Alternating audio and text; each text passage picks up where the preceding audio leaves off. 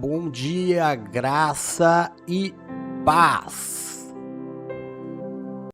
Eu sou o apóstolo Jefferson Zangão. Nós somos a Igreja Nascidos para Vencer, Ministério AJZ, diretamente da Praia Grande, São Paulo, Brasil, para todo o planeta, levando ensinamento da palavra de Deus. Então, hoje, dia 11 de setembro de 2022, ano apostólico da família, 9 horas e 44 minutinhos. Estamos a 14 minutos atrasados, tendo em vista que eu acabei de acordar. É verdade seja dita, pecados confessados, né, irmão? Mas o importante é que nós já estamos aqui com um excelente material para que a luz do conhecimento venha até a sua vida. Amém? Se vocês estiverem me ouvindo, dá para mim sempre aquele feedback em relação ao som, principalmente quando eu acordo assim atrasado e não tenho tempo de verificar. Vocês me ajudam dizendo como é que se vocês estão me ouvindo, por favor, tá bom? Bom dia, Bispo Duck, filho lindo da minha vida, graça e paz, seja muito, muito bem-vindo. Paulinha linda, meu amor, graça e paz, seja muito bem-vinda, bom dia. Bom dia, Kel, minha alegria, aliás, nossa alegria. Seja bem-vinda, um bom dia, meu amor, passei por você voando, não deu nem tempo de dar uma beijoca. Bom dia, bom estudo para você. Luluzinha, meu amor, bom dia, graça e paz. Nossa, olha como meu olho tá inchado, gente, que vergonha, hein? Bom estudo bíblico para você, filha, em nome de Jesus. Geisa linda, graça e paz. Bom dia, bom estudo para você, Marcelão querido, graça e paz, seja bem-vindo. Um bom estudo bíblico para você, Bruna, meu amor maior. Bom dia, bom estudo bíblico. Resenha linda da minha vida, meu amor, bom dia. Seja muito bem-vinda em nome de Jesus. Bom, estando tudo ok, vamos lá. Hoje nós vamos falar sobre a história do cristianismo, sobre a história da igreja. Eu vou dar um apanhado bem rapidinho sobre o surgimento das igrejas e depois nós vamos ver o documentário que nós já apresentamos no nosso programa Comunhão de Noite, tá bom? Fique firme aí porque é informações maravilhosas sobre a história, a tua história, a história da tua igreja, da tua fé, que você precisa muito saber. É um vídeo com material muito bom que você precisa ter como conhecimento, não é?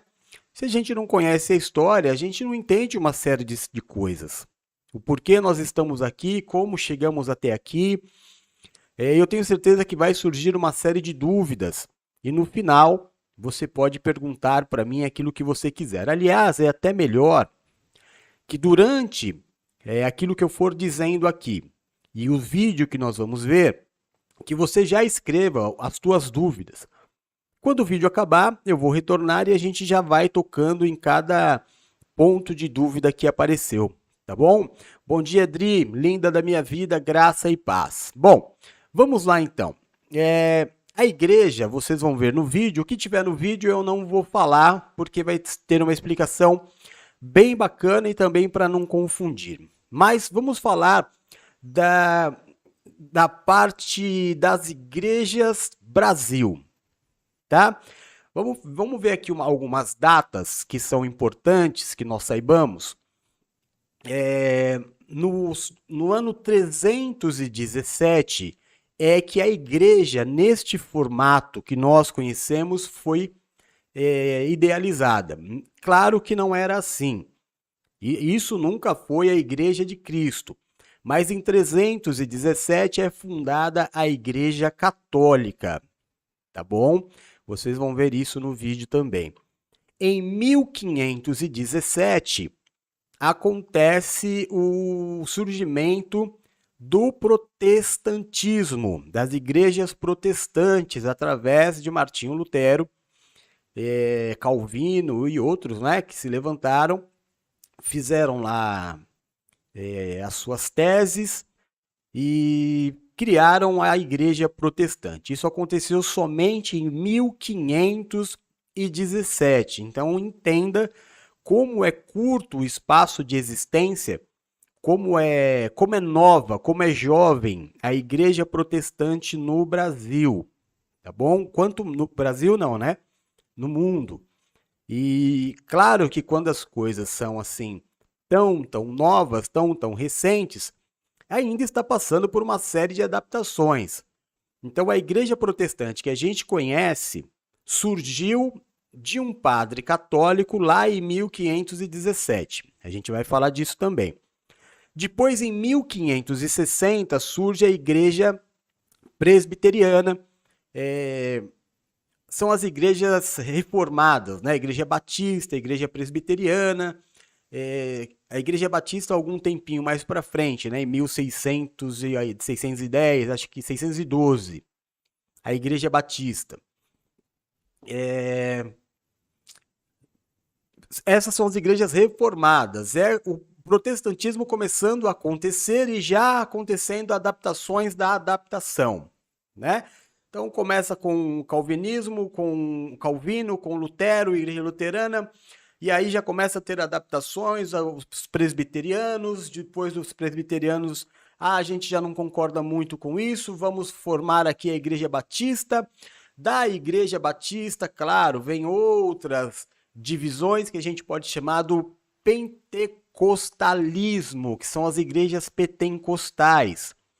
Aconteceu a divisão da igreja batista porque um povo queria do tal do Charamanaya Suricantarabhalaias. Outra parte conservadora dos batistas não achava que cabia no evangelho ou na doutrina do culto o Suricantarabhalaias Siricantarebarás. Então se dividiu.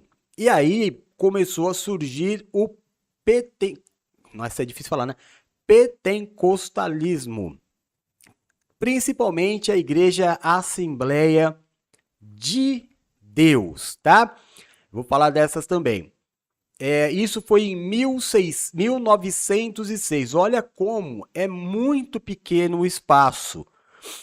Né? A Igreja Católica, esse sistema mentiroso de igreja, que não existe, nunca foi a Igreja de Cristo, você vai ver no vídeo, surge em 300, aí tem uma caminhada, depois vem a Igreja de Lutero, muito, mas muito recente, e muito recente, mas muito recente, é o que as pessoas entendem mais hoje, que é o pentecostal, não é? O surgimento da Assembleia de Deus. Então, só em 1906, olha quanta coisa se tem por aí.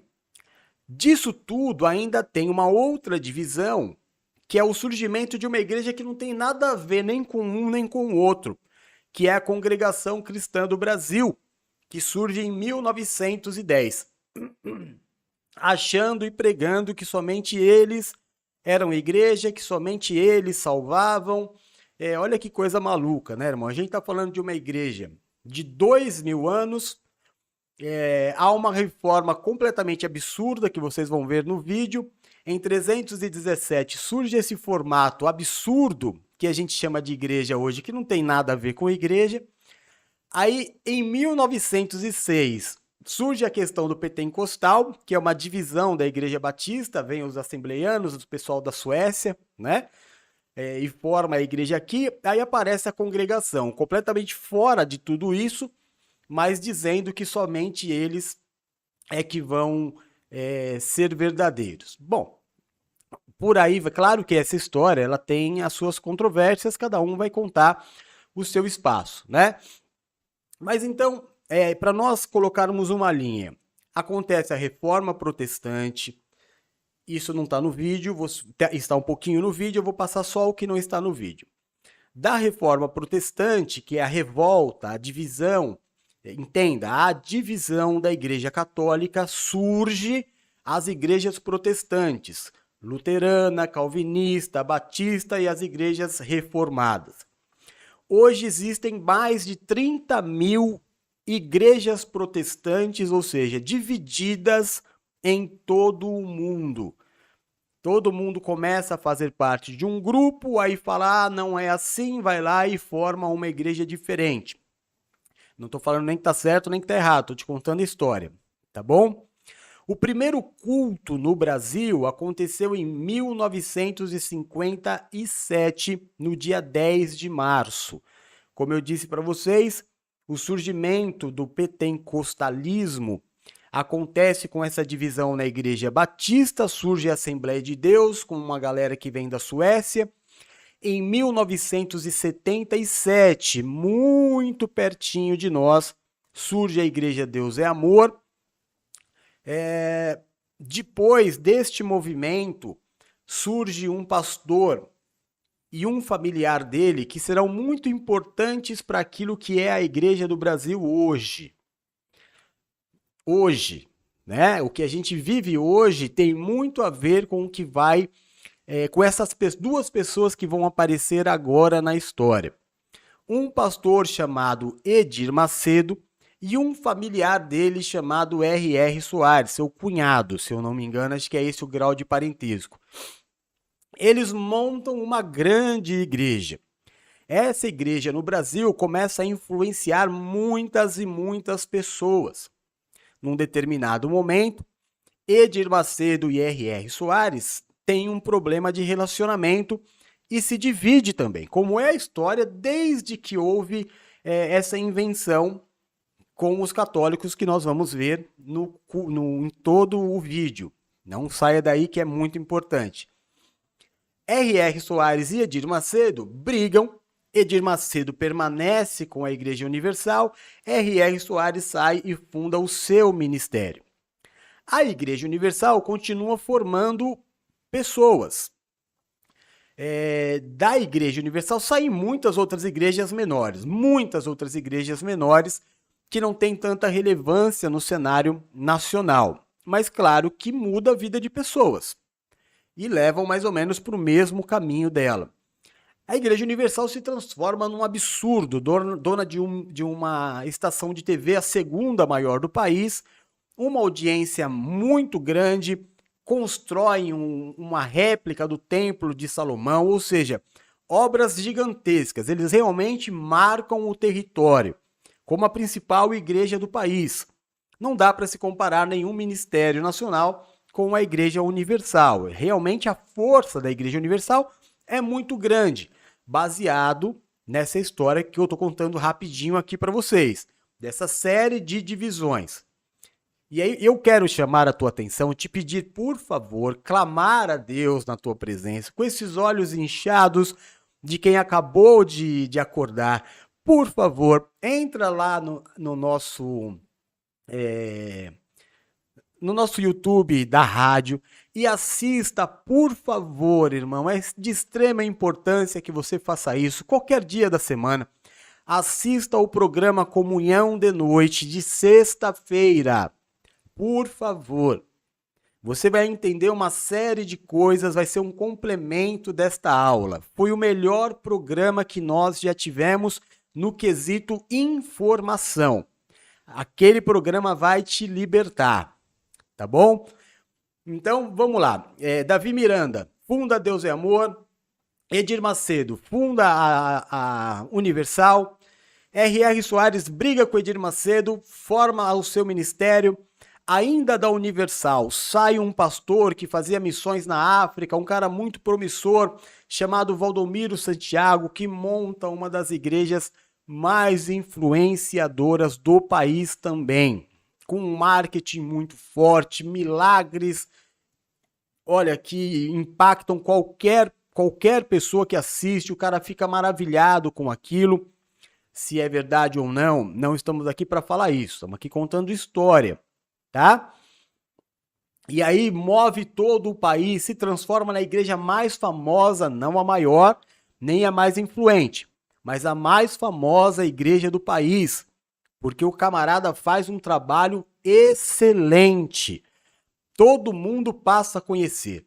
Pastor Valdomiro, apóstolo Valdomiro Santiago, é um camarada que tem um carisma sem igual. Consegue agradar a todo mundo, até quem não gosta dele passa a gostar. O camarada começa a participar de programas de entrevista, Ratinho, Danilo Gentili e tudo quanto é programa, porque além de tudo ele é muito engraçado, uma pessoa extremamente simpática, conquista todo mundo.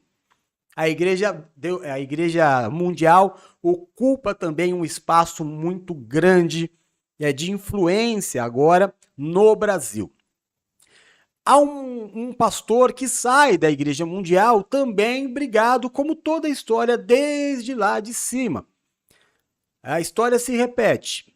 Como saiu Lutero da Igreja Católica, porque não concordava e fundou o protestantismo, esta questão ela vem rachando e criando outros e outros ministérios. Não estou falando que está errado, é por isso que eu estou falando. Tem que assistir o programa de sexta-feira, porque talvez o meu tom, de quem acordou agora, faça você erroneamente entender que eu estou falando que está errado. Não estou falando que está errado. Estou te contando a história de como aconteceu, tá?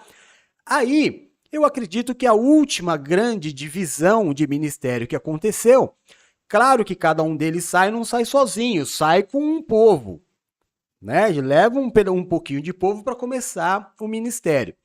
A última grande divisão que se tem notícia de que fez diferença no país é uma outra grande igreja que aparece crescendo a cada dia, com cultos espetaculares, com shows espetaculares, com movimentos de, como é que eu vou te falar, cenográficos até, teatrais, com uma bispa que faz mergulhos fantásticos na hora do batismo, pessoas que para entregar ofertas beijam o pé da bispa, um apóstolo, Agenor Duque, sai da Igreja Mundial, leva um povo com ele e monta a Igreja Plenitude.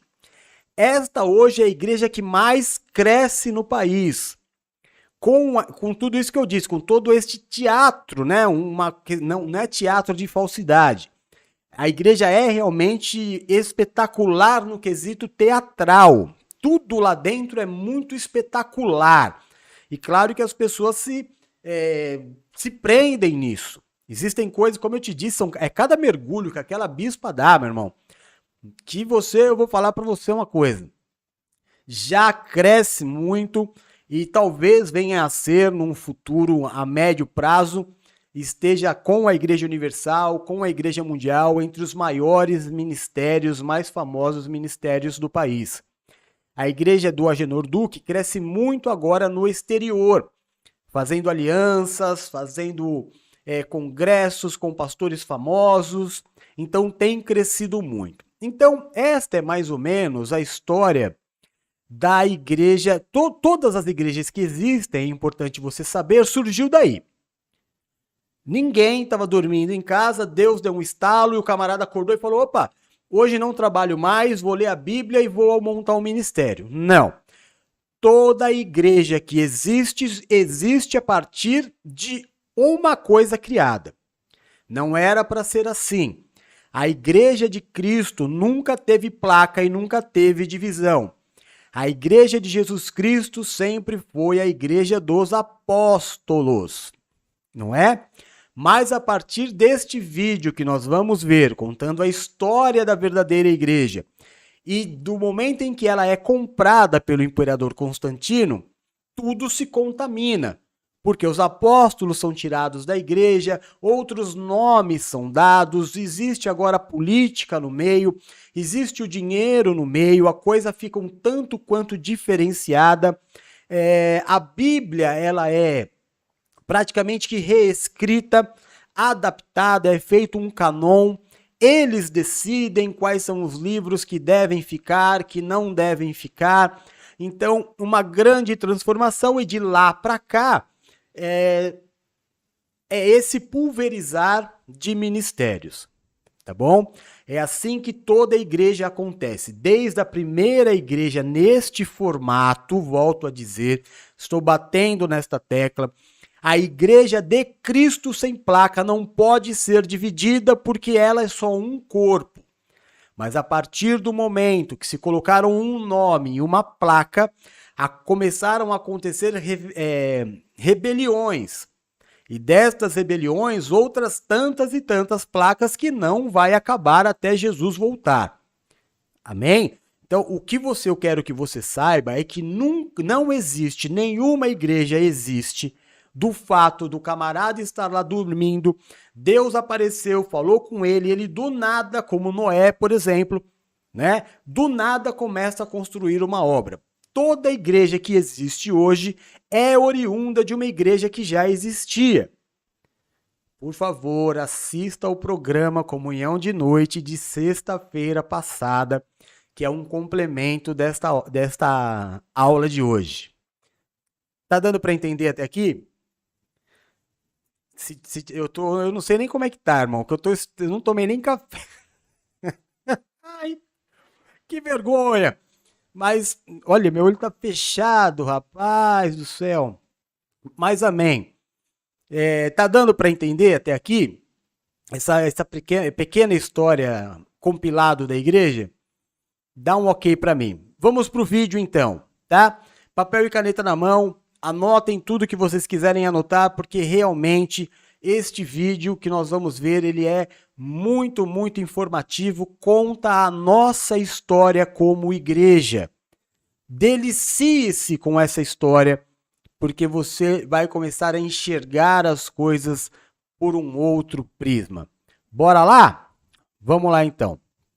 Como que um pequeno grupo de pessoas na Palestina do primeiro século se tornou a maior religião do mundo? Ainda hoje, com quase 3 bilhões de pessoas ao redor do globo, o cristianismo continua influenciando o mundo inteiro. E se você faz parte de alguma igreja, é importantíssimo nós conhecermos a nossa própria história. De onde nós viemos? O que aconteceu? Como surgiu a reforma protestante? Como que a igreja chegou ao estado que está hoje? Por isso, nós estamos começando uma nova série de vídeos aqui no YouTube sobre a história do cristianismo de uma maneira que você nunca viu antes.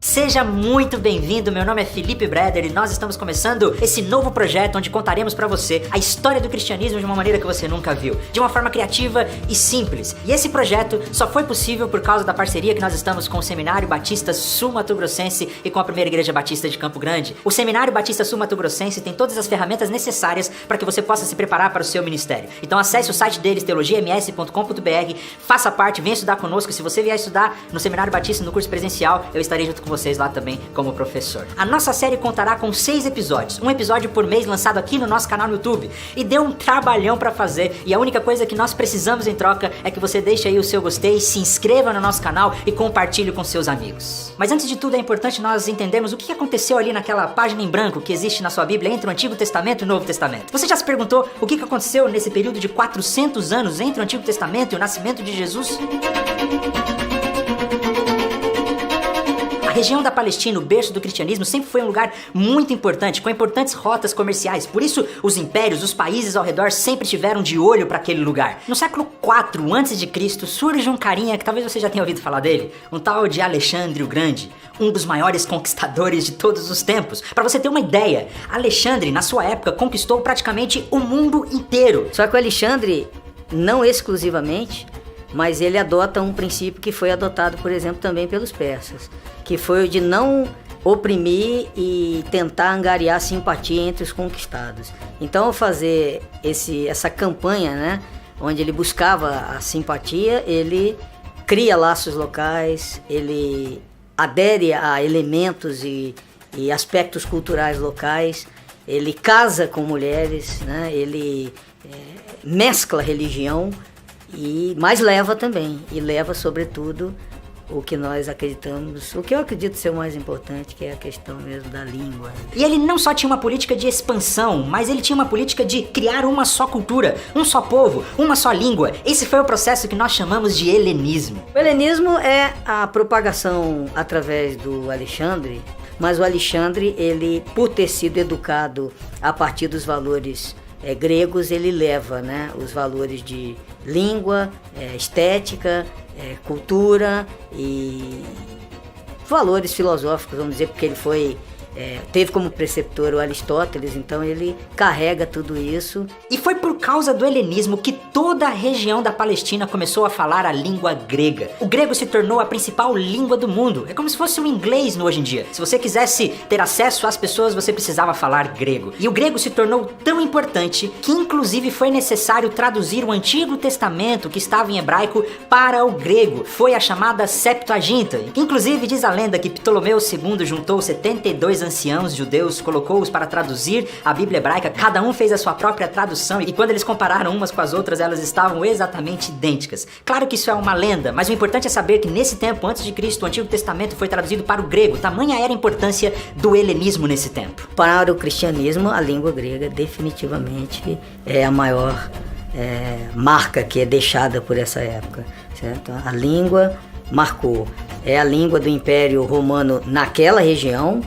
A parte ocidental do Império, o latim prevalecia, mas como os cristãos do primeiro século até a metade do segundo estavam majoritariamente concentrados naquela região, a língua foi fundamental. E não à toa os textos cristãos, tanto a Bíblia, o Novo Testamento, que nós chamamos, quanto os escritos cristãos primitivos estão em grego. Alexandre morre em 323 e logo depois do Império Grego surge um outro império, que também você já deve ter ouvido falar dele, o Grande Império Romano, que talvez você já tenha conhecido jogando Age of Empires. Ou não, né? Não sei, porque só eu jogava esse jogo, é um jogo muito antigo. Mas enfim, surge o Grande Império Romano. E o Império Romano trouxe uma unidade política como nunca antes. E também infraestrutura, tecnologia para o seu povo na construção de estradas, por exemplo, o que fez com que todo o Império Romano fosse unificado e as pessoas pudessem andar, ir e vir com liberdade e tranquilidade. O Império Romano era um império que nasce de uma filosofia de organização muito forte e também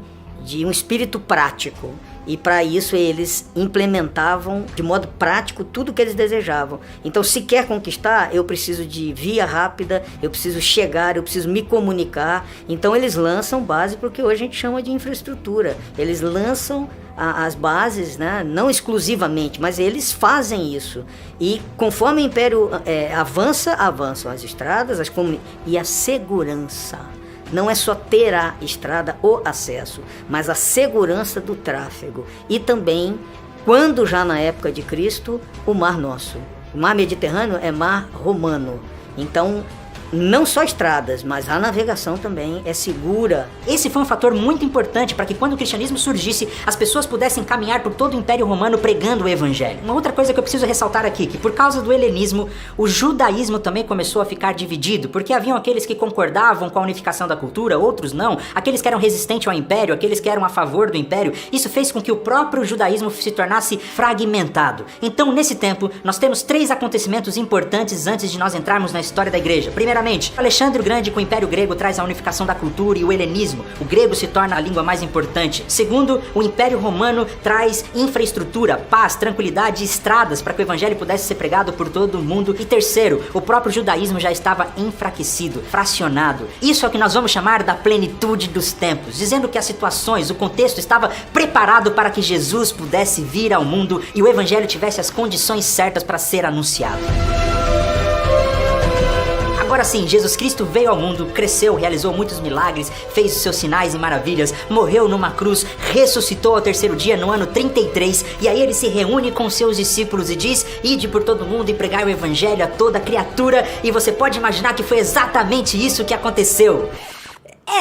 Só que não foi bem assim. A igreja começou em Jerusalém, com os discípulos de Jesus, os apóstolos. E no começo, os apóstolos tinham a ideia de que o evangelho era só para os judeus. Jesus era o Messias esperado para os judeus. Demorou um pouquinho para que eles entendessem que a mensagem de Jesus era para todos os povos. E 2 acontecimentos são muito importantes para isso. Primeiro, o entendimento que Pedro teve a respeito disso lá no livro de Atos, quando ele teve uma visão que Deus colocou na frente dele, um lençol cheio de alimentos impuros. Lembram disso? E Deus disse para Pedro: coma desses alimentos. E Pedro, como um bom judeu, ele disse: o quê? Nem pensar, eu não posso comer um alimento desse, eu me tornaria impuro. E Deus disse para Pedro: não torne impuro aquilo que eu purifiquei. Foi quando Pedro teve o entendimento que o evangelho não era apenas para os judeus, mas para todos os povos. E um outro acontecimento muito importante foi a conversão de Paulo. Paulo era um judeu convicto, fariseu, obediente a todas as leis, a todas as regras. Ele inclusive perseguia e participava do assassinato de cristãos, porque os judeus entendiam que os cristãos faziam parte de uma seita, de uma falsa mensagem de judaísmo, então começaram a persegui-los. Paulo então passa por uma experiência com Jesus e se converte ao cristianismo. Aquele que perseguia os cristãos se torna um cristão e se torna, na verdade, um dos maiores missionários de todos os tempos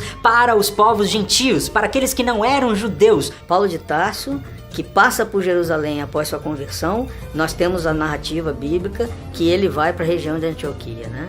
E de lá ele sai claramente com o propósito de propagar a fé e, na sua experiência, entende que a fé não deve se limitar a grupos judeus. E uma das principais cidades, uma das principais igrejas dessa região foi a igreja de Antioquia, a igreja que Paulo fazia parte, e foi dali que começaram os trabalhos missionários e as viagens missionárias que levariam o evangelho a todos os cantos. Uma coisa muito importante que eu gostaria de ressaltar é que Paulo trouxe uma grande contribuição com seus escritos, mas uma coisa que nós não mencionamos muitas vezes é que o evangelho começou a crescer de uma maneira explosiva em todo o mundo, principalmente por causa das pessoas comuns. A igreja, como nasce através de pessoas comuns, muitas delas, como Paulo, livres que podem circular, elas levam consigo o quê? O testemunho cristão. Os comerciantes e pequenos artesãos são fundamentais nesse processo, isso é atualmente atestado pelos historiadores mais críticos. O povo comum, os comerciantes levaram a fé cristã pelo mundo muito além do que nós imaginamos. Paulo foi um grande missionário, com certeza, mas os maiores evangelistas de todos os tempos foram as pessoas comuns, os ferreiros, os padeiros, as lavadeiras, as pessoas que viajavam pelas estradas romanas levando o seu testemunho de salvação em Jesus Cristo. Todos nós fomos chamados para sermos missionários e levarmos as boas novas de salvação para todas as pessoas. Desde o começo, os cristãos sempre enfrentaram grandes desafios. Estevão e Tiago já haviam sido mortos por causa da pressão que existia entre os judeus. No começo, as perseguições eram apenas dos judeus para os cristãos. Roma não intervia, apenas interviam para restaurar a ordem. Como, por exemplo, uma certa vez o imperador Cláudio expulsou os cristãos e os judeus de Roma porque eles começaram a causar confusão. Mas o problema não era em ser cristão, isso estava entre os judeus. Mas com o tempo, os cristãos começaram a crescer e eles se tornaram mais numerosos que os próprios judeus. E em outubro do ano 54, sobe ao poder um homem chamado Nero, e aí sim as coisas estavam para mudar. Bom, Nero é um imperador famoso pelas suas realizações e excentricidades. Todo imperador, né? Todo poderoso. Mas para o cristianismo marcou a primeira perseguição aos cristãos. Nero começou o seu governo até que muito bem, trazendo leis em favor do povo e dos pobres, mas com o passar do tempo o cara foi ficando doido. Ele endoideceu, a sua mania por grandeza, por poder, subiu a cabeça e ele mandava matar as pessoas simplesmente porque ia contra ele. E quando ele chegou mais ou menos aos 10 anos de governo, boa parte de todo o povo já odiava Nero. E para piorar a situação, veio o grande incêndio de Roma. No dia 18 de julho do ano 64, um grande incêndio assolou a cidade de Roma e destruiu praticamente tudo, um incêndio que durou 6 dias e 7 noites. E como Nero já tinha essa fama de doido, de desprezado, não demorou muito para que começasse a surgir uma fofoca, um burburinho no meio do povo de que o próprio Nero tinha incendiado Roma, apesar de não existir evidências de que ele realmente tenha feito isso. Nero não incendiou Roma, né? Acredita-se que o incêndio tenha sido causado mesmo pela própria estrutura precária e das construções romanas. Para ele foi ótimo, porque ele tinha um projeto de revitalização da cidade, mas o incêndio foi muito grande e atingiu 10 daquilo que nós poderíamos chamar das 14 regiões da cidade romana.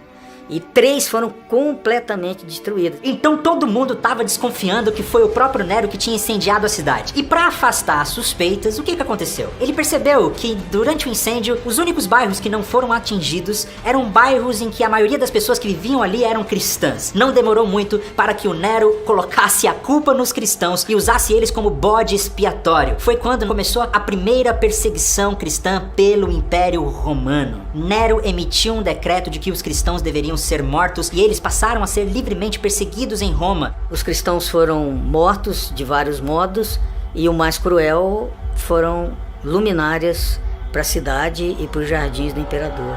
Então eram besuntados de piche e queimados, vivos. Eles foram usados como lamparinas, queimados vivos, levados para o Coliseu para serem mortos por feras. Foi praticamente uma carnificina e atos cruéis contra os cristãos. Vale ressaltar que essa primeira perseguição por Nero não aconteceu em todo o Império Romano, mas ficou centralizada ali na cidade de Roma. E foi justamente nessa época de Nero que provavelmente o apóstolo Paulo foi morto, decapitado, e também o apóstolo Pedro. E há inclusive uma tradição de que o apóstolo Pedro teria sido crucificado de cabeça para baixo, porque ele não se sentia digno de ser crucificado como seu senhor. No ano 68 o povo já não aguentava mais as loucuras de Nero.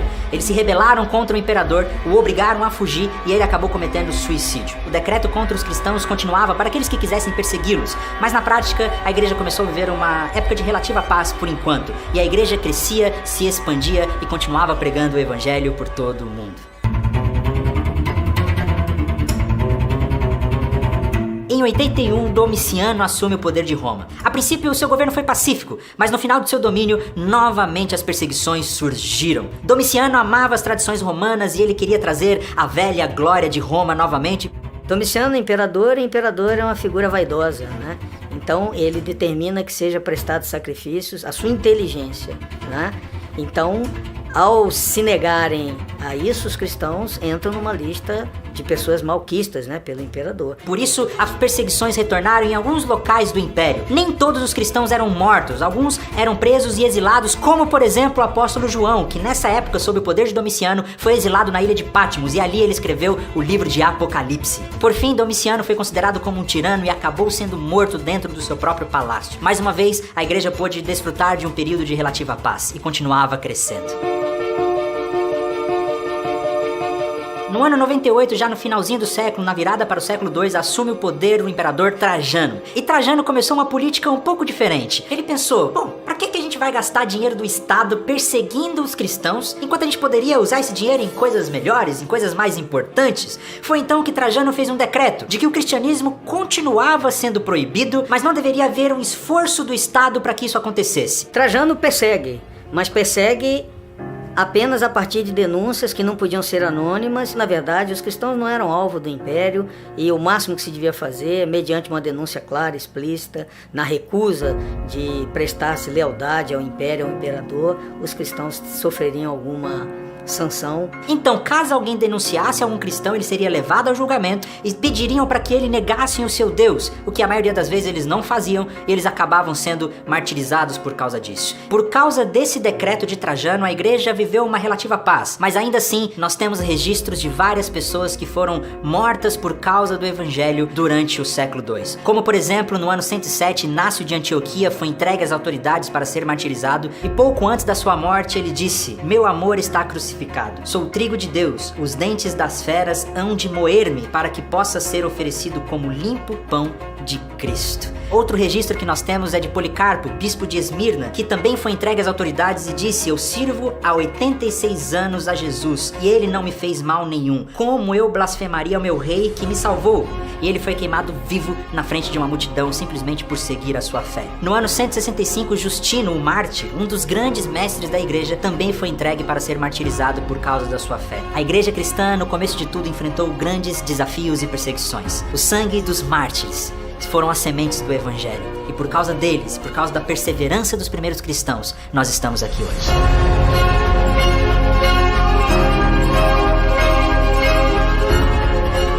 Já disse, por causa daquele decreto de Trajano, a igreja no século II viveu uma relativa paz. Haviam algumas perseguições, algumas denúncias, mas ela teve a oportunidade de crescer e prosperar e se tornar muito numerosa. Mas aí começaram a surgir outros problemas. O primeiro problema era a respeito do que os pagãos pensavam a respeito do cristianismo. Porque na verdade as pessoas não sabiam o que significava ser cristão e o que acontecia nas comunidades religiosas. Começaram a surgir vários mitos, várias lendas a respeito dos seguidores de Jesus. Eles acreditavam, por exemplo, que os cristãos eram canibais, porque eles comiam e bebiam o sangue de Jesus, que nas reuniões eles pegavam um bebê recém-nascido, colocavam dentro de um pão, cortavam um pão no meio e comiam a criança. O povo também pensava que os cristãos adoravam um asno crucificado, e a elite do Império Romano começou a criar argumentos contra os cristãos porque eles não podiam aceitar que as pessoas pobres estivessem com a razão. Hoje em dia, infelizmente, o cristianismo está associado com muita riqueza, a igreja católica ou muitas outras denominações têm muito dinheiro, mas naquele tempo a igreja era formada por maioria de pessoas pobres, e as elites do Império Romano não podiam aceitar que os pobres estivessem com a razão. Um outro problema que começou a surgir foram as heresias dentro da própria igreja. Os cristãos começaram a crescer de maneira exponencial e não havia uma organização, e várias ideias contraditórias começaram a surgir dentro do próprio cristianismo. Uma dessas heresias era, por exemplo, o gnosticismo, que afirmava que a salvação vinha simplesmente de um conhecimento que eles tinham, que Jesus era apenas um espírito. O gnosticismo acreditava que Deus não poderia criar as coisas como elas são na matéria, porque a matéria ela é ruim, a matéria é caída. Então, essa criação desse mundo, na verdade, é obra de um outro Deus, de um demiurgo ou de um Deus inferior. Havia uma distinção radical entre o Deus do Antigo Testamento e o Deus do Novo Testamento. O Deus do Antigo Testamento era um Deus mau, era um Deus punitivo, era um Deus de ira, e o Deus do Novo Testamento é um Deus de amor, o Deus pregado por Jesus. E os gnósticos cristãos, ou os cristãos gnósticos, eles acreditavam que Jesus, ele não era como Deus. Ele não podia ter a mesma natureza de Deus. O gnosticismo foi uma das principais heresias do século II e foi a heresia que mais esteve próxima de vencer a igreja. Se nós perdemos a divindade de Jesus, como pregava o gnosticismo, nós perdemos a essência da fé cristã, né? E uma das pessoas que mais exemplificou esses ensinos gnósticos na prática foi um homem chamado Marcião. E essa heresia era chamada de marcionismo. Esses seguidores de Marcião acreditavam nisso. Acreditavam que o Antigo Testamento tinha que ser desprezado, o Deus dos judeus tinha que ser desprezado, todo tipo de elemento do judaísmo tinha que ser desprezado, e o Antigo Testamento representava esse demiurgo, esse outro Deus, e que na verdade Jesus não era Deus de fato, né? Ele não tinha semelhança de Deus, mas ele era somente uma emanação de Deus. E eles tinham uma Bíblia própria, né? Eles usavam apenas os escritos de Paulo, sem contar as pastorais, então eles usavam as epístolas paulinas, e o único evangelho que eles usavam era o evangelho de Lucas, só que um evangelho editado, tirando as passagens judaicas, né? As passagens que falavam dos judeus ou que remetiam ao Antigo Testamento. Então, diante disso, diante das lendas e dos mitos que existiam no meio do povo e das heresias que surgiram dentro do cristianismo, a igreja precisava ter alguma reação, ela precisava se organizar, e foi então que ela começou a se defender.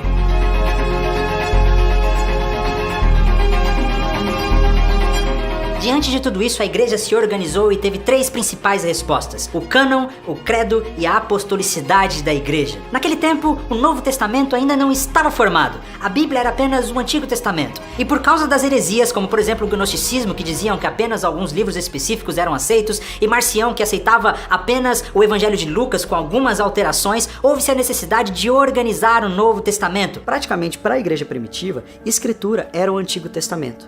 Os apóstolos não escreveram com o intuito de criar um Novo Testamento. Isso foi acontecendo e sendo reconhecido pela igreja ao longo do tempo.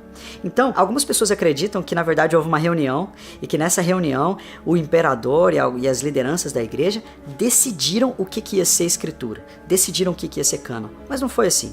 As igrejas simplesmente iam recebendo os seus escritos, né, e iam validando esses escritos.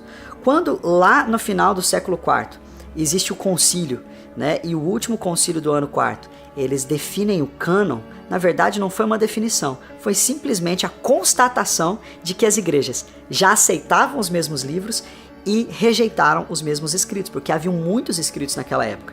E a formação do cânon, ela foi então esse processo lento, gradativo, que partiu das igrejas, não partiu de uma liderança unificada. Partiu da ação do Espírito Santo na própria igreja. A igreja então começou a organizar os livros que já eram reconhecidos como autoridade por todos os cristãos. E nesse tempo, os 4 evangelhos, Mateus, Marcos, Lucas e João, o livro de Atos e as cartas paulinas já eram reconhecidas como autoridades divinas. O cânon, de certa maneira, já estava começando a ser organizado. Outra maneira de responder ao que estava acontecendo foi o credo apostólico. A igreja precisava organizar as suas crenças, afinal, no que os cristãos creem? Uma das maneiras que a igreja estabeleceu para responder o grande número de heresias que surgia nessa época foi a elaboração de um credo. E credo é uma palavra latina que significa simplesmente eu creio. É uma afirmação de fé, não é uma oração, é simplesmente um conjunto, um resumo teológico. O que nós cremos? E a igreja foi elaborando isso aí. Nós temos então o credo apostólico, que nasceu da fé dos primeiros discípulos dos apóstolos.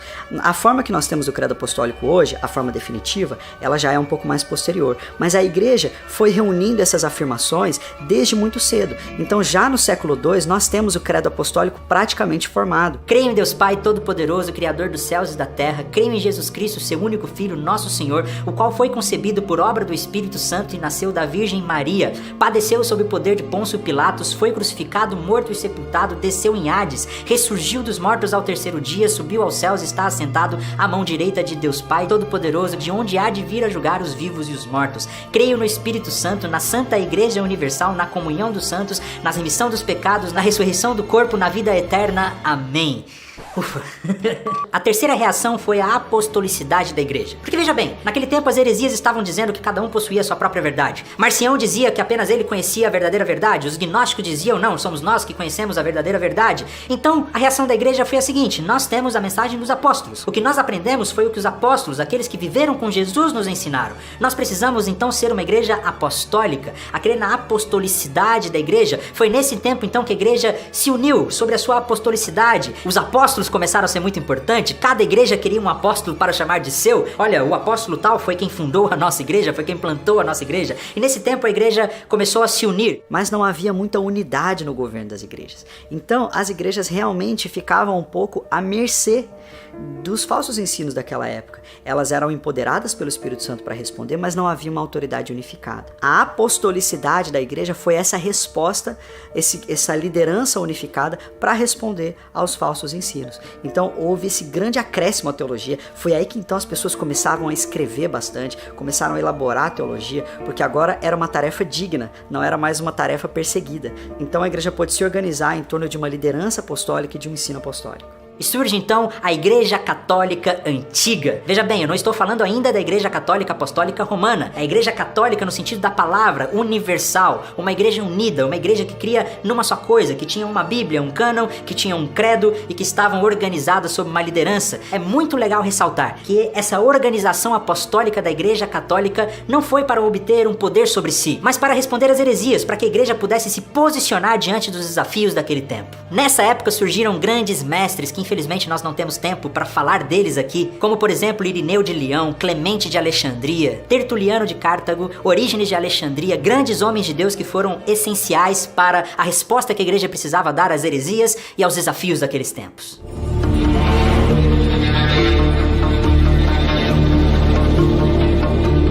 Durante todo o século II, a igreja viveu uma relativa paz. Ela cresceu, se organizou como uma igreja universal, começou a organizar o seu cânon, criou o credo, mas tudo estava prestes a mudar, porque no século III a igreja viveria as suas piores perseguições de todas. Chegamos à grande perseguição, terceiro século, início do quarto século, e 2 imperadores com a letra D na primeira letra dos seus nomes, né? Décio e Diocleciano, né? Os dois com intervalo em números arredondados de 50 anos. Essas 2 perseguições são importantes, porque elas de fato são por todo o império. Elas são sistematizadas. O império sai à caça, né? Ele confisca propriedade, destrói templos, condena pessoas à morte. Décio criou um decreto de que todos os habitantes do Império Romano deveriam adorar aos deuses romanos para que a glória voltasse. A perseguição agora começou a ser sistematizada por todo o Império, obrigando a todos os cristãos a se curvarem diante de outros deuses. Os cristãos agora precisavam ter um certificado de que eles tinham prestado adoração aos falsos deuses. Por causa disso, muitos cristãos acabaram sendo martirizados, comprando certificados ou simplesmente cedendo à pressão do Império Romano. Foi uma das piores perseguições de todas, mas ainda não foi a pior. A igreja ainda estava prestes a viver a última e a pior perseguição de todas. No final do século III reinava Diocleciano, que reinou entre o ano 284 a 305. Diocleciano especificamente, ele, sabendo do poder da palavra, ele quer manuscritos cristãos para serem destruídos e assim cortar pela raiz aquilo que é força do evangelho, que é a sua palavra. Os dois tinham como motivação a tentativa de reerguer o tempo áureo do Império Romano. A partir de valores consagrados, né, pela própria cultura romana, eles querem promover esse retorno e acreditam que o cristianismo, por ser uma religião exclusiva, E isso atrapalhava os propósitos, enfraquecia o império. Diocleciano foi um imperador um pouco diferente. Ele organizou o império em 4 partes, uma tetrarquia. Havia praticamente 4 imperadores ao mesmo tempo, e nesse sistema político funcionou muito bem enquanto ele estava vivo. E um desses imperadores era Constâncio Cloro, pai de Constantino, que daqui a pouco nós já vamos ver sobre ele. Mas sob o império de Diocleciano surge a pior perseguição de todas. Tudo começou nos exércitos. Havia uma discussão se os cristãos deveriam ou não servir nas legiões, afinal eram cidadãos romanos, e certa vez alguns soldados cristãos se recusaram a participar de um sacrifício da legião e acabaram sendo mortos. Esse foi o estopim de uma grande perseguição onde Diocleciano determinou que todos os cristãos do Império Romano deveriam ser perseguidos, as igrejas deveriam ser destruídas, os livros deveriam ser queimados, as pessoas eram deliberadamente mortas. Foi, com certeza, a pior perseguição de todas, o pior momento da igreja desde que ela surgiu.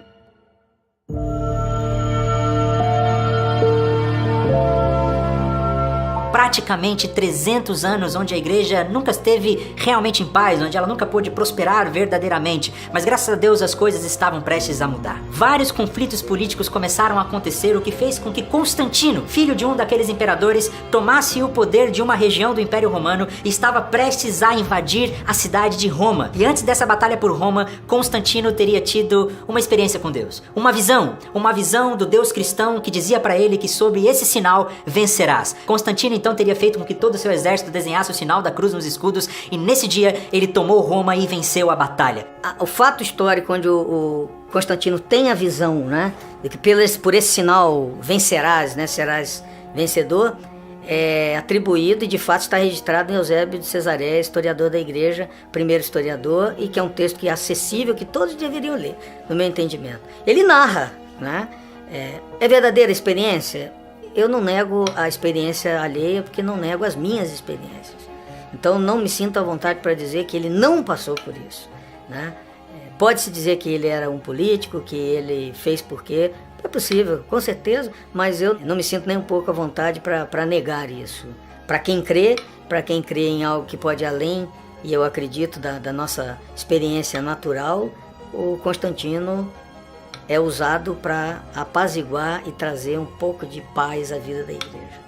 Constantino já tinha uma certa simpatia pelos cristãos. A sua mãe era cristã. E principalmente depois dessa experiência, Constantino teria se tornado muito benevolente para os cristãos e ele mesmo teria se tornado um cristão. Então, finalmente, no ano 313, após Constantino ter tomado o poder de Roma, ele assina o Edito de Milão, dando finalmente liberdade para todos os cristãos. A partir de agora, a igreja poderia viver em paz. Por enquanto, a igreja ainda não é a religião oficial. Com Constantino, ela se tornou livre. Os cristãos poderiam ir e vir livremente com a sua fé.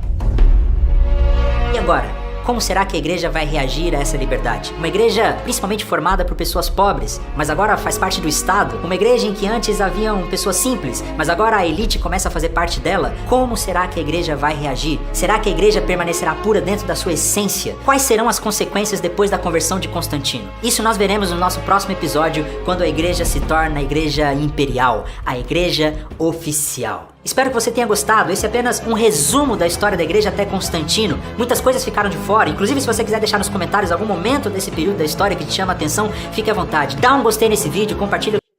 Bom, tá aí então a primeira parte do nosso vídeo sobre a história do cristianismo. É uma história contada a partir da visão batista da história. Foi por causa disso, meu irmão, que eu não cheguei colocando o vídeo direto. O vídeo é muito bom, muito bom. Mas eu tenho sempre que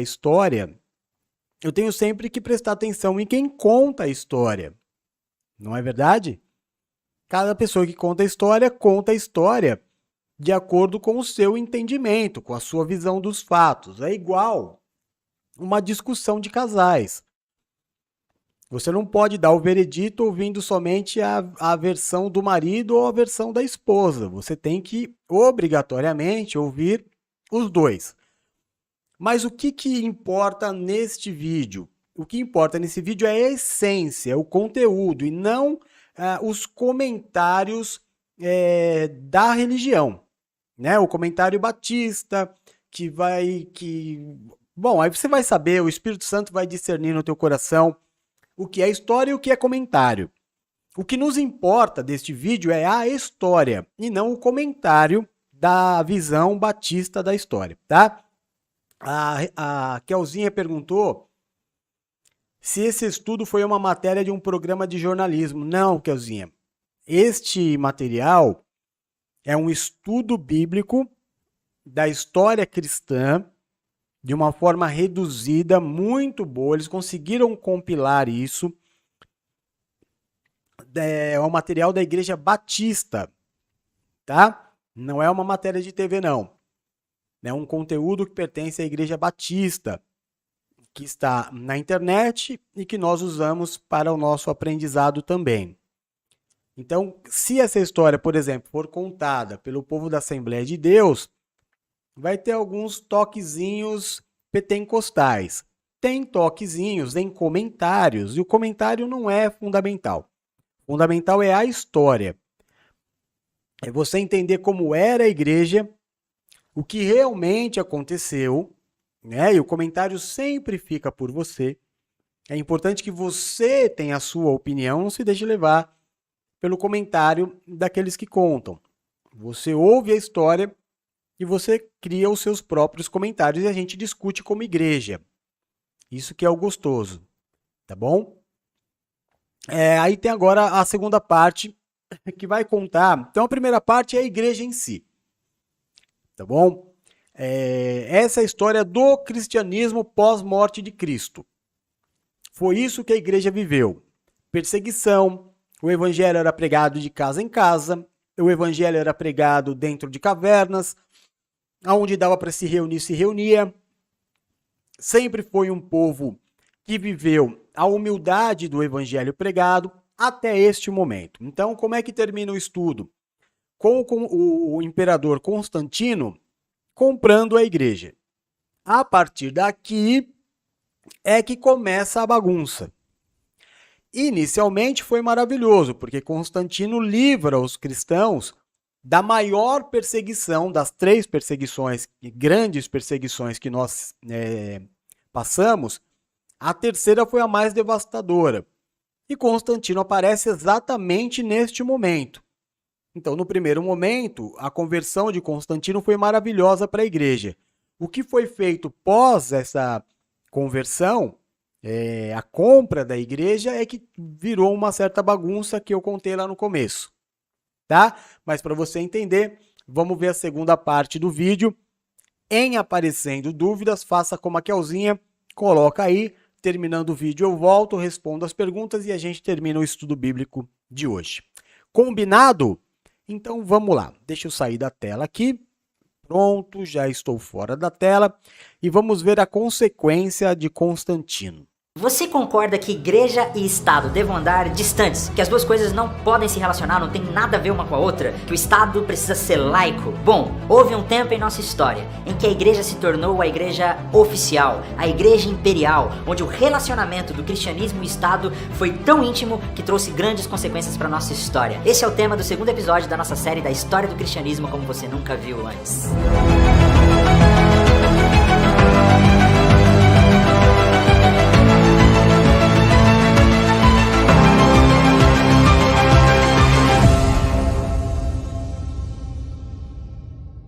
Seja bem-vindo ao nosso segundo episódio da série A História do Cristianismo como você nunca viu antes. Esse é um projeto da Escola do Discípulo em parceria com o Seminário Batista Sul Mato Grossense e a Primeira Igreja Batista em Campo Grande. Então, se você deseja se preparar para o ministério, estudar teologia, formação ministerial, acesse o site do seminário e conheça um pouco mais sobre eles. Tá aparecendo aqui na tela e também na descrição do nosso vídeo.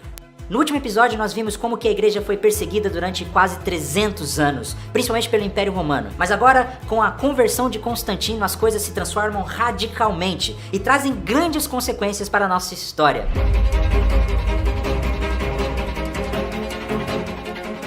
O ano é 324 e agora Constantino é imperador de todo o Império Romano. E ele se achava no direito de estabelecer as normas da igreja, de ter um profundo relacionamento com a igreja, e ele mesmo se dizia como o bispo dos bispos. Ele queria trazer ordem, ele dizia que a igreja seria o cimento do império. Por mais que eu não atribua a Constantino todos os males, é difícil tirar da mente de alguém que foi educado para governar e ser o primeiro, e ser o cabeça, se tornar servo de todos.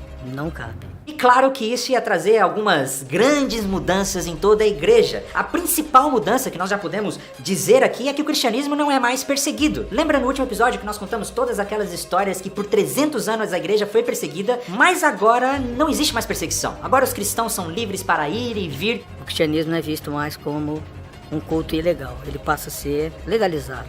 Mas o Constantino, através da história eclesiástica do Eusébio, que compila esses documentos, ele vai baixando paulatinamente outros decretos que beneficiam a igreja em várias esferas, tanto do ponto de vista, vamos dizer assim, material, quanto do ponto de vista da autoridade que a igreja passa a ter também no meio social que ela existe. Então isso é uma consequência importante, porque numericamente os cristãos não representam a maioria da população, mas é dado a eles um poder, vamos dizer assim, bastante significativo. Gente, imagine só, você está sendo perseguido durante 300 anos, os cristãos estão sendo mortos, torturados, os livros estão sendo queimados, os ambientes religiosos estão sendo destruídos, e agora o imperador se converte, agora o imperador se torna íntimo dos cristãos. Claro que para muitos, ou para a maioria, isso foi visto como um ato de Deus, foi o próprio Deus quem trouxe libertação e salvação, então a igreja começou a se relacionar com Constantino com bons olhos, de uma maneira positiva.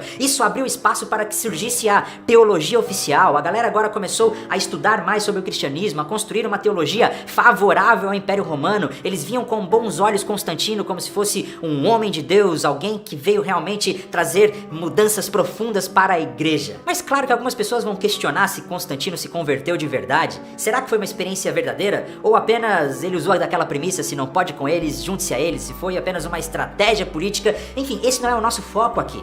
Mas é importante dizer que vários historiadores realmente dizem que Constantino ele era sincero na sua fé. Ele realmente teve uma experiência com Deus, ele amava o cristianismo, até mesmo a sua mãe também era cristã e amava o cristianismo, só que talvez Constantino não conhecesse tanto assim sobre a teologia cristã, por isso ele nunca se envolveu realmente, ele acabava se envolvendo em alguns rituais pagãos ao mesmo tempo, só que ninguém tinha coragem de levantar a voz para ele, afinal ele era um imperador, como alguém ia chegar para o imperador e falar que ele estava em pecado, e havia algumas coisas complicadas, e Constantino ele foi batizado apenas no final de sua vida. Mas nós não podemos questionar. O próprio Constantino começou a se envolver na construção de novos templos. O Constantino se envolveu na construção da primeira versão, a versão 1.0, da Basílica de São Pedro, a grande Basílica de São Pedro em Roma. Ele programa a construção da primeira Basílica, ou Catedral de São Pedro. Lembrar que aqui lá existe, não é, essa vem do tempo da Reforma, né? Mas ele constrói na cidade de Roma uma basílica, uma catedral, e os modelos são modelos romanos, né? Não são modelos. Qual o modelo que vai se usar para uma igreja que já possuía prédios, mas não tinha prédios, vamos dizer assim, vistosos e com essa finalidade? Ele vai construir a partir de paradigmas romanos. Logo que Constantino se tornou o dono de tudo, ele resolveu primeiramente mudar a capital do império. Constantino queria trazer a velha glória do Império Romano e ele achava que a cidade de Roma já não estava num lugar muito estratégico, então ele vai para a cidade de Bizâncio e funda uma nova capital, a cidade de Constantinopla. Sim, Constantino colocou o nome dele mesmo na nova capital, o que era comum naquele tempo, afinal os imperadores gostavam de se autogloriar. Quando ele se vê com todo o poder, ele é um estrategista e ele entende que Roma não está no centro do império. Tudo o que representa econômica e politicamente faz com que o Constantino leve a capital para onde hoje é Istambul, batizada Constantinopla, a nova Roma, e de fato uma cidade magnífica. Não à toa os otomanos buscaram tomá-la até conseguirem. Mas quais foram os impactos da conversão de Constantino para a igreja? Além da liberdade dos cristãos, uma das principais mudanças foi nos cultos. Porque durante 300 anos os cristãos se reuniam escondidos, eles eram perseguidos, eles se reuniam nas casas das pessoas, em pequenos grupos, se reuniam nas catacumbas, se reuniam nas cavernas, mas agora que o cristianismo é legalizado, começaram a surgir os templos, as basílicas, as grandes construções. Uma igreja que o imperador vai frequentar e vai participar não pode ser mais uma igreja desprovida de pompa, circunstância e de utilização de algumas coisas que os cultos pagãos possuíam. A introdução do incenso, né, de símbolos que não pertencem e não estão representados biblicamente, passam a ser incorporados ao culto cristão. Uma outra grande mudança é que a igreja sempre foi protagonizada pelos pobres. A maioria das pessoas eram pessoas pobres que buscavam esperança no cristianismo, conforto no cristianismo, mas agora que o cristianismo faz parte do império, que o próprio imperador se converteu, então as elites começaram a fazer parte da igreja, as pompas do Império Romano começaram a fazer parte do cristianismo, as riquezas começaram a ser vistas como bênção divina, com bons olhos, as liturgias foram transformadas, incensos começaram a ser usados, os ministros começaram a usar novas vestimentas, houve uma grande transformação daquela comunidade de pessoas simples que se reuniam nas casas, louvavam e adoravam Jesus Cristo, e agora foi transformada em grandes liturgias, dentro de grandes templos, dentro da grande Basílica de São Pedro, construída por Constantino, e tantos outros templos. Bispo agora não é só um bispo que trata de questões espirituais, é um bispo que trata também e passa a ter poder de decisão perante o mundo civil, onde as reuniões, né, conciliares têm esse poder para decidir. Os poderosos estavam se envolvendo cada vez mais com a igreja, e aos poucos a igreja ia tendo cada vez mais relação estreita com o próprio imperador. A igreja agora começou a imitar alguns costumes do império, não só nos seus cultos, mas até mesmo nas suas estruturas, na hierarquia. Aquela porta estreita que Jesus disse que as pessoas deveriam passar, parece que se alargou um monte, e as pessoas estavam indo aos montes por essa direção. Para muitos, a vinda de Constantino foi vista com bons olhos, mas é claro que teve uma galera que começou a reagir. Esse desejo de controle, houve reações, nem tanto por convicções, mas porque querem reagir a essa teologia imperial que tenta, né, controlar todas as mentes e corações. E um desses movimentos foi o monasticismo, os monges. Os monges não surgiram nessa época, mas foi nessa época que o monasticismo do Oriente, do Egito, começou a ganhar muita força. Porque tinha uma galera que começaram a olhar para aquela igreja que estava se envolvendo com o império e dizendo: isso não tá legal, isso não tá certo, a igreja tá se corrompendo, estão se envolvendo com os poderosos, tá perdendo a essência do cristianismo, nós precisamos voltar ao cristianismo raiz, nós precisamos voltar à adoração, à contemplação, à simplicidade, à pobreza. E muitos, e quando eu digo muitos, é muitos mesmo, milhares de pessoas começaram a fugir para os desertos e começou o movimento do monasticismo, os monges. Os monges reprovam uma vida cristã frouxa, vamos usar assim.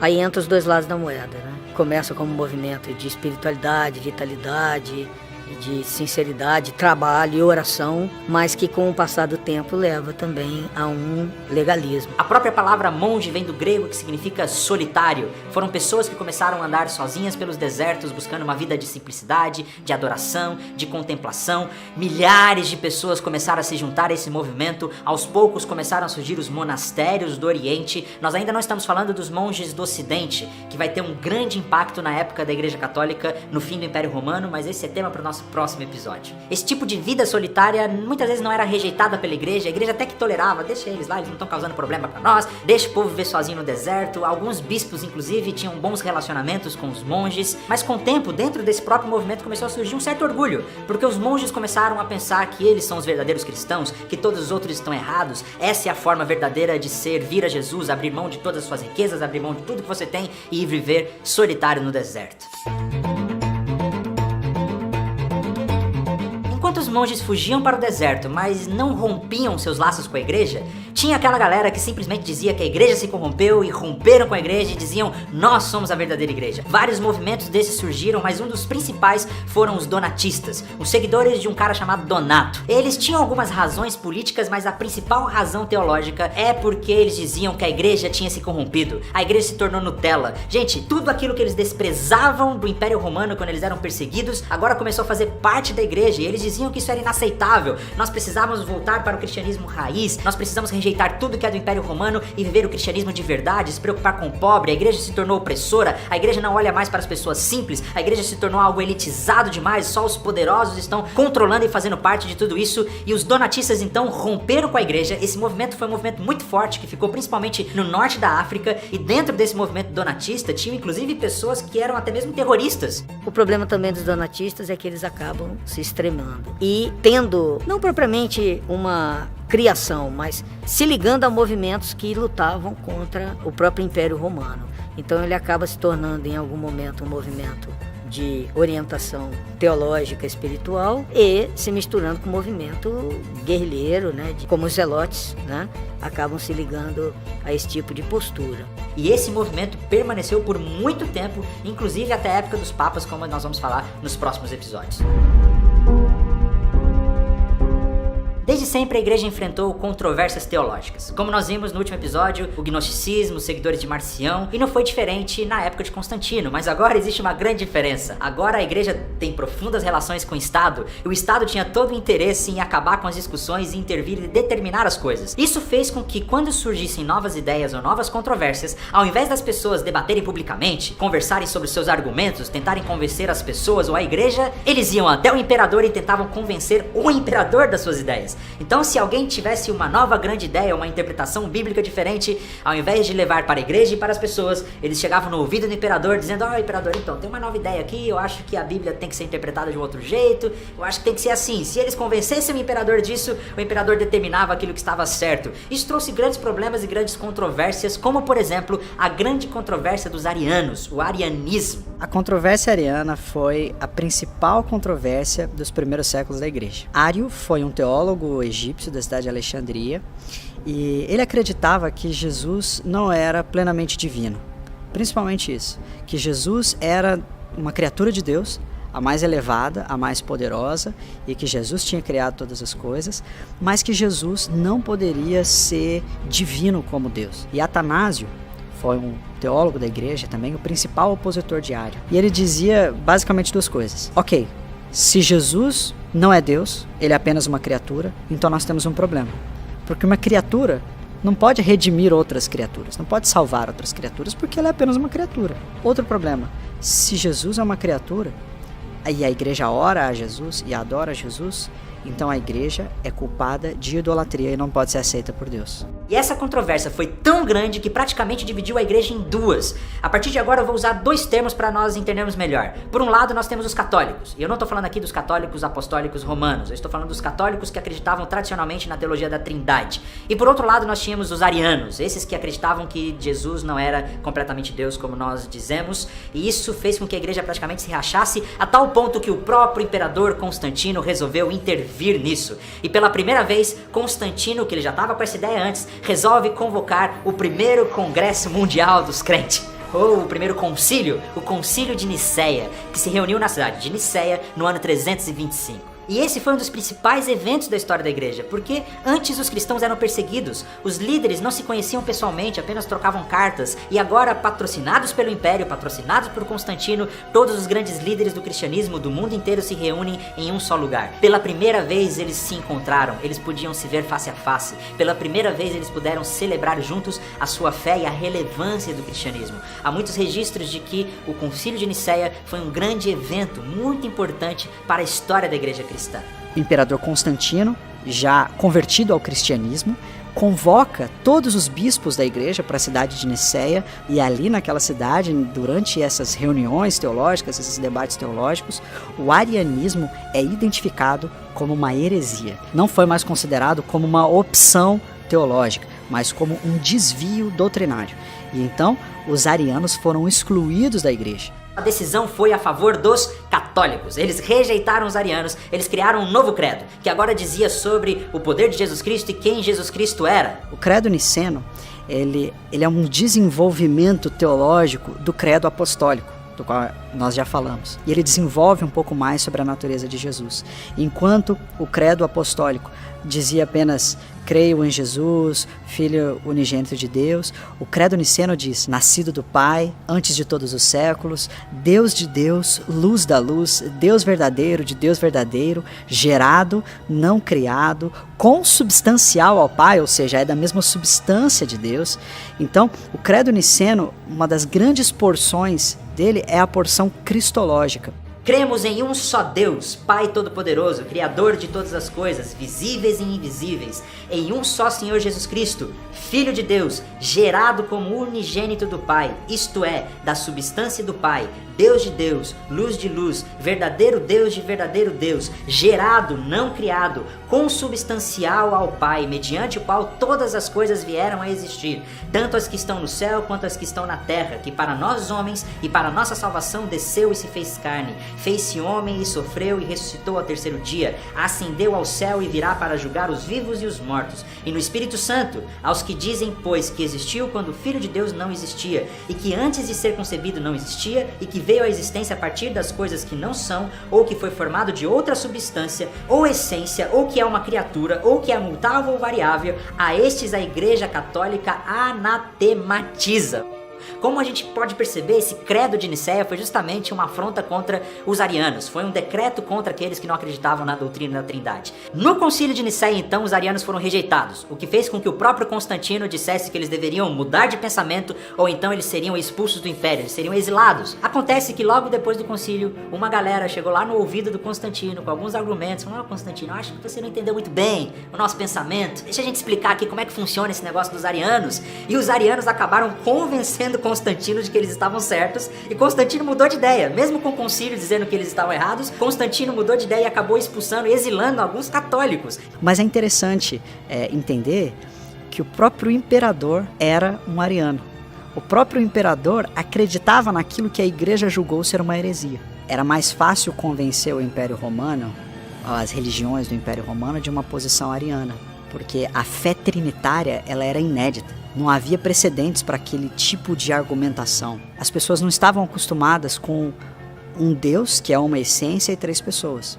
Então, politicamente ou racionalmente, era mais fácil argumentar pelo arianismo. Então, até politicamente, era melhor para Constantino ser ariano para conservar a sua influência em vários outros setores do Império. Eu sempre vi Constantino já desde sempre inclinado a essa posição ariana, que era mais fácil de defender, era mais aceita politicamente, ela tinha mais relação com as outras crenças da época, e então ele desde sempre já fica mais pendente ao arianismo, e a história mostra para nós que ele ficou do lado errado da controvérsia. Apesar de ser o imperador, apesar de ter o poder político, a igreja e o labor teológico não se curvou ao poder político, não se curvou ao poder do imperador.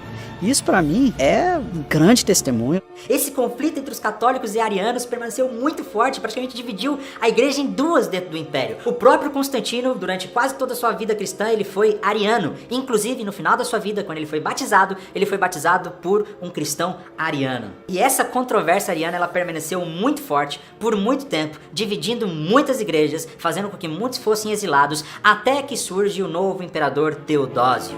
Teodósio assume o poder do Império em 379 e no ano 381 ele resolveu intervir nessa discussão que estava acontecendo entre os católicos, entre os arianos, dentro dessa divisão que existia na igreja. Então ele convocou um novo Congresso Mundial dos Crentes, um novo concílio, agora o Concílio de Constantinopla, para poder colocar um ponto final nessa história e resolver de uma vez por todas essa controvérsia ariana. E finalmente nesse concílio, no ano de 381, na cidade de Constantinopla, foi que os católicos saíram vencedores. Eles decidiram que o credo niceno, que a ideia da Trindade que estava correta, e os arianos deveriam ser rejeitados. Mas uma outra grande mudança também aconteceu.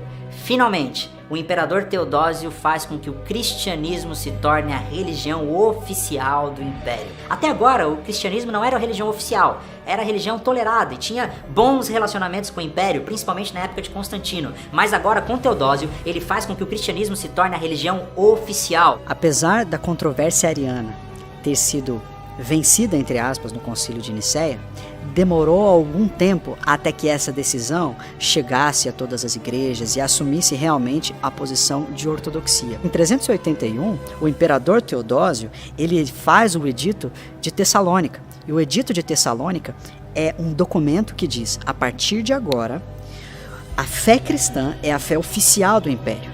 Então, agora nós usamos a influência do império para fazer teologia, o dinheiro do império para fazer teologia e a espada do império para fazer teologia.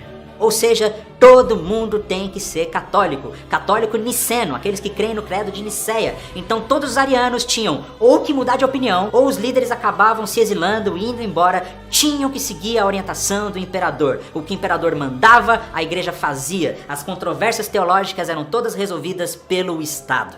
Quando Teodósio é o imperador e ele escreve esse documento dizendo que agora a fé cristã é a fé oficial, ele não faz isso porque ele era um crente fervoroso ou porque a igreja havia alcançado uma posição de relevância. Isso também era um ato de desespero político. O Império Romano, nessa época, estava muito fragmentado. Nós já tínhamos imperadores orientais e imperadores ocidentais do mesmo império. As invasões bárbaras já estavam enfraquecendo o Império Romano.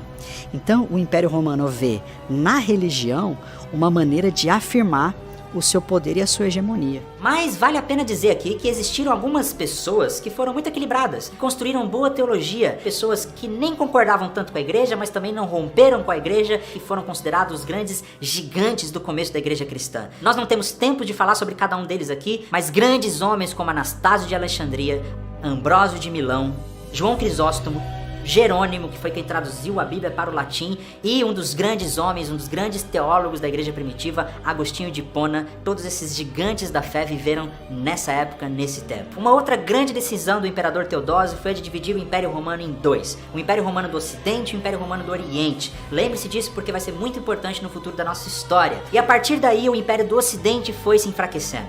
Por muitos séculos, o Império Romano sempre conseguiu proteger as suas fronteiras, mas por diversas razões, agora o lado ocidental não tinha mais condições de continuar a sua proteção, e foi quando começaram as invasões bárbaras, dos conhecidos bárbaros. Na verdade, esse nome talvez não caiba muito bem a eles, porque muitos desses bárbaros eram na verdade cristãos, mas os outros povos que viviam na região das fronteiras do Império Romano começaram a invadir, e no ano 410 depois de Cristo invadiram e saquearam a cidade de Roma, e isso marca o começo do fim do Império Romano.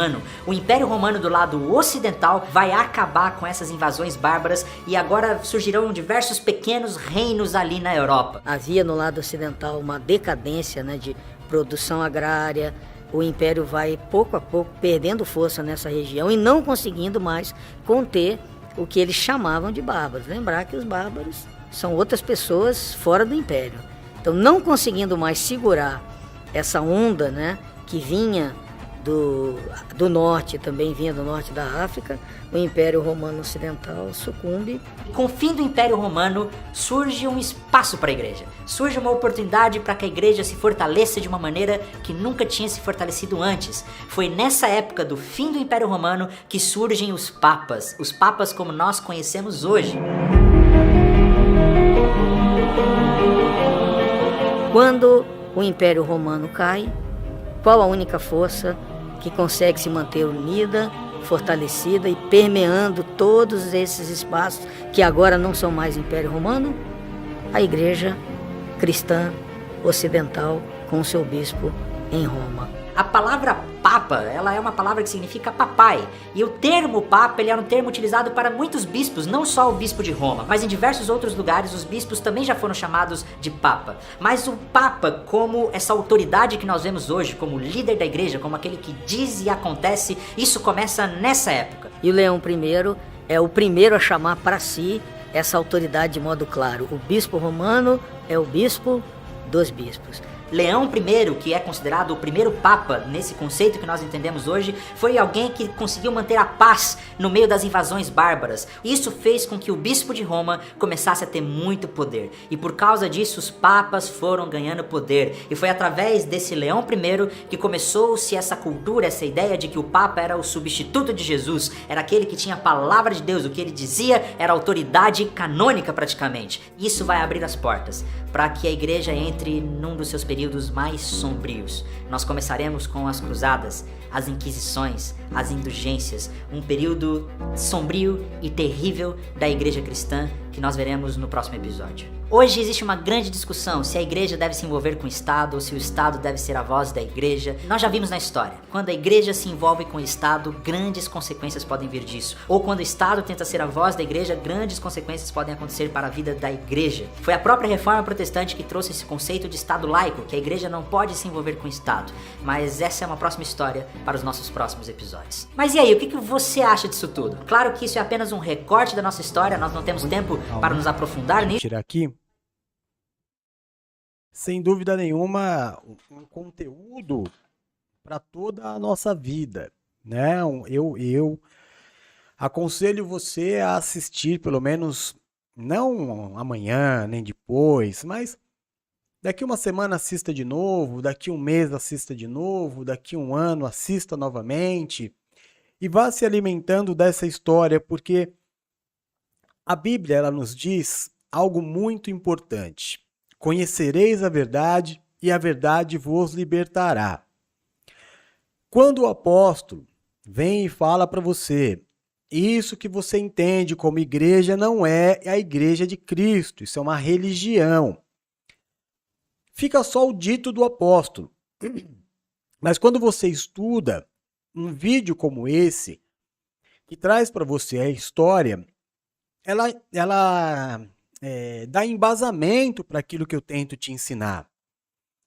Este é a base do nosso ministério. O meu ministério, o apóstolo Jefferson, é levar para as pessoas esta libertação. Fazer com que as pessoas entendam, através da história da igreja, que isso que nós temos hoje, mas não tem nada a ver, mas absolutamente nada a ver. Muita coisa aconteceu para se chegar neste modelo de hoje. O que a gente vive hoje, eu não quero puxar sardinha para o nosso lado, mas o que nós vivemos hoje é muito mais parecido com o que era a igreja primitiva, antes da interferência do governo, do que o que se vê no mundo aí fora. Tudo que eu faço, tudo que eu falo para vocês, é embasado em estudos. Esse negócio de que, vamos à casa do pai. Não, a casa do pai é a tua casa, irmão. Entende? A igreja somos nós, aonde nós estivermos é a igreja. Este negócio de ter um templo de adoração, que é um erro leva a outro, um abismo leva a outro abismo, irmão, não tem jeito. É espetáculo, são fãs. São pastores que viram superstars e tem fã-clube, músicos que passam a ser profissionais cantando adoração. Tudo isso estava escrito. Quando o dinheiro entrou na igreja, quando a política entrou na igreja, ela se transformou nesta religião. E aí você tem que optar na tua vida. Eu vou ser igreja ou eu vou ser religião? Eu vou fazer parte dessa história de algo que se divide, começou em 1 e hoje são mais de 30 mil divisões, ou eu vou permanecer firme na raiz daquilo que é a pergunta da Raquel, é o Pai, o Filho e o Espírito Santo, ponto final. Um camarada que se intitula o Papa, tomando o lugar do apóstolo da igreja. Deus constituiu o apóstolo e os homens colocaram o Papa. Em nenhum momento da igreja. Sim, os apóstolos eram chamados de pai. Mas é uma outra condição. Então, esse estudo é com o intuito de abrir os teus olhos, de você cair à realidade de que a adoração é a Cristo. Nós vamos falar sobre mais coisas, vamos dar uma sequência nos estudos, mas eu acredito que já são 11 horas e 10 minutos, eu vou te liberar para você viver o seu domingo. Mas medite sobre tudo isso, né? Sobre a bênção de ser igreja, sobre a bênção de estar debaixo das asas do Senhor. Isso é o mais maravilhoso. Muito obrigado pela presença de cada um de vocês. Deus há de recompensar a cada um pela busca Buscar-me-eis e me achareis, diz o Senhor, quando me buscardes de todo o vosso coração. Às 19h30 nós estamos de volta, hoje com o tema da semana, que será o reino é conquistado pelo esforço. Eu já coloquei a palavra no grupo dos sacerdotes, já coloquei a palavra no grupo da Igreja da Praia Grande. E vamos embora. E vamos continuar o nosso trabalho, buscando a bênção de Deus, buscando a palavra do Senhor, não é? E buscando agradar a Deus, cumprindo o nosso chamado, o nosso ministério da Igreja Apostólica que somos. Amém? Então é isso. Obrigado pela presença de cada um. Eu amo muitão vocês. Vamos almoçar, descansar e mais tarde estamos de volta. Pessoal da Praia Grande, não teremos hoje a nossa reunião, o culto da garagem, por causa do mau tempo. Não só o chuvisco, mas o frio danado que tá por aqui. Fica para a semana que vem, tá? Domingo que abrir sol, a gente se reúne. Domingo que chover, fica mais complicado. Então, hoje não teremos aqui a reunião na garagem. Fechou? É nóis. Fica com Deus. A gente se vê. Beijo. Fui. Tchau.